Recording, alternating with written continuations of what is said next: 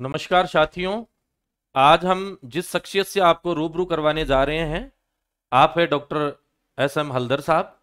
आप अभी वर्तमान समय में केंद्रीय कृषि विश्वविद्यालय में as a associate professor entomology में जो है सेवारत हैं। आप इससे पहले जो है बीकानेर में अपना जो CIAH है, केंद्रीय शुष्क बागवानी संस्थान, इसमें जो है आप जो है प्रिंसिपल साइंटिस्ट भी रहे हैं। तो जो डॉक्टर साहब का जो जीवन है वो काफी चुनौतियों भरा रहा है। ग्रामीण परिवेश आते हैं, ग्रामीण परिवेश लेकर ये जो है इन्होंने कृषि वैज्ञानिक का जो कृषि क्षेत्र में जो सबसे उच्च प्रतिष्ठित जो पद होता है वो इन्होंने प्राप्त किया है। तो मैं आज डॉक्टर साहब से इस मंच में जो है इनकी स्कूली शिक्षा से लेकर इनके संघर्ष की कहानी के बारे में जो है बच्चों से जो है रूबरू करवाने जा रहा हूं। तो डॉक्टर साहब, आपका स्वागत है हमारे इस प्लेटफॉर्म पे। नमस्कार। हाल ही में जो एग्रीकल्चर साइंस जिन्होंने चुना है और इसके अलावा जो जेट की तैयारी करके जो है BSc first year second year में है, तो वो बच्चे कैसे साइंटिस्ट का सफर तय करते हैं। तो हम ये सारी चीजें, तमाम चीजें जो है डॉक्टर साहब से जो स्टेप बाय स्टेप सीखेंगे कि कैसे ये स्कूली शिक्षा में रहे, फिर इनका कॉलेज लाइफ कैसा रहा, कैसे कैसे इन्होंने स्ट्रगल देखे। इसके बाद में ये जो है एग्रीकल्चर का सबसे बड़ा जो जॉब है साइंटिस्ट का, ARS जो है, वो इन्होंने क्रैक किया। तो इनके बारे में हम तमाम अनुभव जो साझा करेंगे। तो डॉक्टर साहब, मैं आपसे निवेदन करना चाहूंगा कि सबसे पहले आपकी जो प्रारंभिक स्कूली शिक्षा रही, गांव में कैसा स्कूली सिस्टम होता है, इसके बारे में हमारे जो है दर्शकों को, विद्यार्थियों को जो आप बताएं। सबसे पहले मैं आपको बताना चाहूँगा कि मेरी जो एजुकेशन है एक छोटे से गांव जो जोमनेर के पास में ही है, जिसको चारणवास गांव है। तो पहली क्लास से 5वीं क्लास तक मेरी सरकारी स्कूल में मेरी पूरी एजुकेशन हुई और उसके अंदर मैं फर्स्ट सेकंड थर्ड टॉप पे आता था। उसके बाद में 5वीं तक हमारी क्लास थी, तो उसके बाद में आगे बढ़ने के लिए दूसरे गांव में जाना पड़ा। तो वो हमारे पास में अनंतपुरा है, तो वहाँ पे मैंने 6 से 8वीं 6, 7 और 8वीं क्लास मैंने पास की।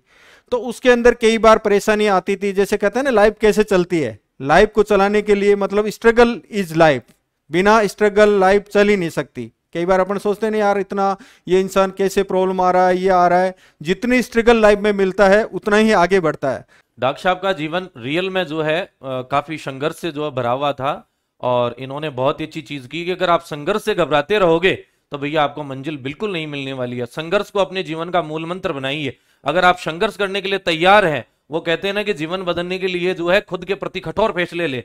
कठोर फैसले हैं, नींद पे नियंत्रण रखे, खाने पे नियंत्रण रखे, कहीं आज आने जाने के लिए नियंत्रण रखे, अपनी इंद्रियों को वश में रखे। अगर आपने जीवन में खुद के लिए कठोर फैसले ले लिए तो आधी जंग आपने वहीं जीत ली।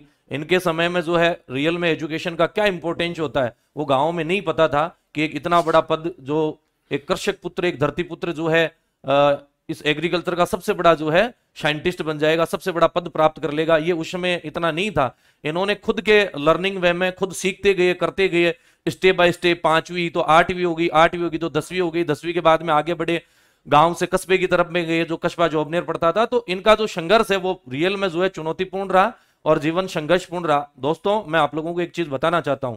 अभी जो डॉक्टर एस.एम. हल्दर साहब आपके सामने बैठे हैं, जिस समय मैं बीकानेर स्टूडेंट हुआ करता था 2013 से 15 के दौर में, जब ये एज ए साइंटिस्ट वहां जो सेवारत थे, इनका पूरे होल नॉर्थ इंडिया में, पूरे उत्तरी भारत में ये मानी हुए एक एंटोमोलॉजिस्ट हैं। पूरे जो है यूनिवर्सिटी में जो है, यूनिवर्सिटी के गलियारों में इनके जो है नॉलेज के और इनकी डेडिकेशन के चर्चे होते थे।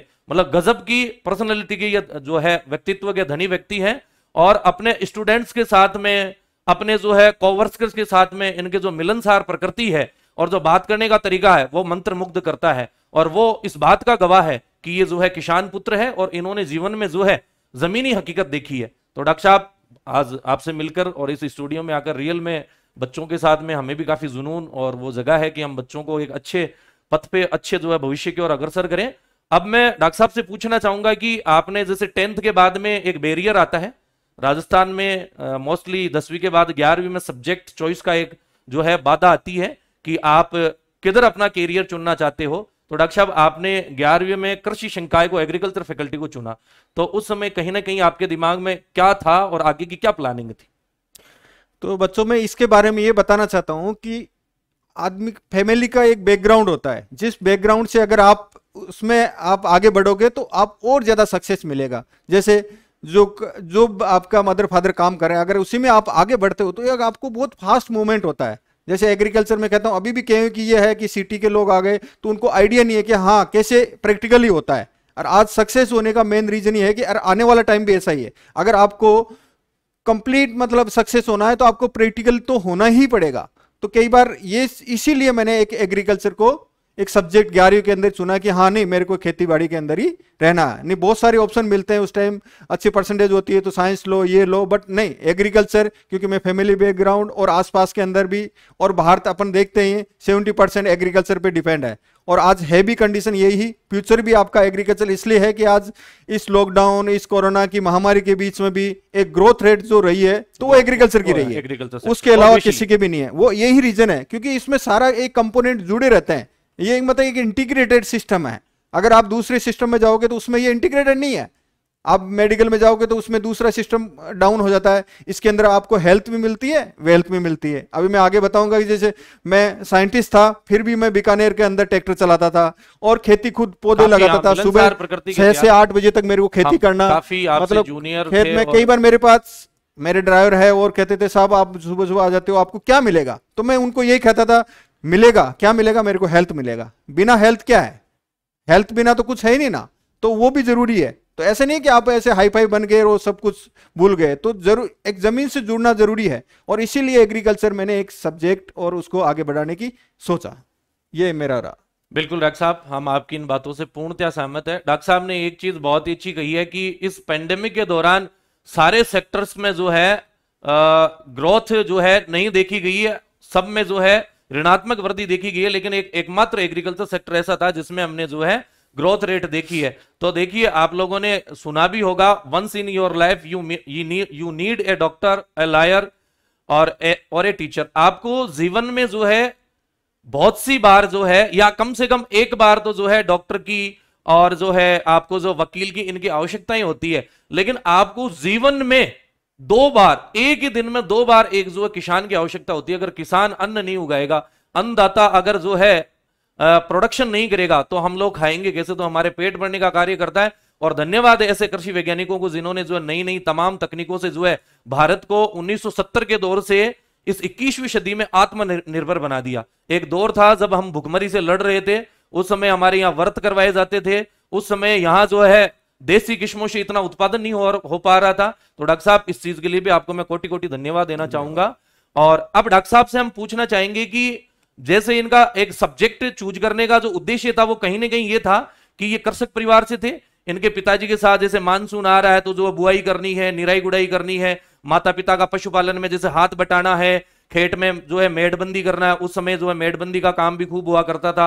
इसके अलावा बैलों से और ऊंट से जो खेती होती थी, तो एक बड़े चाव के साथ में जो है ज्येष्ठ पुत्र होने के कारण इनके और भी दायित्व बढ़ जाते थे, ये बड़े थे। तो वो सारे कार्य जो इनके जो बचपन के जो सारे जो कार्य थे जो माता पिता के तालमेल से होते थे, तो कहीं ना कहीं दिमाग में एक छवि अमिट ये बन गई कि आगे चल के कुछ ऐसी टेक्निक, कुछ ऐसी जो है नई नई जो है इजाद करनी है जिससे कृषक परिवार को ज्यादा से ज्यादा लाभ हो और वो इस कृषि को अपने पेट भरने की दृष्टि से नहीं देखकर एक आर्थिक दृष्टि से अपनी जीवन स्तर को उठाने का इसको जरिया बनाए। तो डॉक्टर साहब आपका जो है कार्य भी सराहनीय है, काफी सारे जर्नल्स में आपके पेपर होते हैं, आप काफी सारे वेबिनार और सेमिनार के भी जो as a speaker, as a जो है मेंटर आप रहे हो।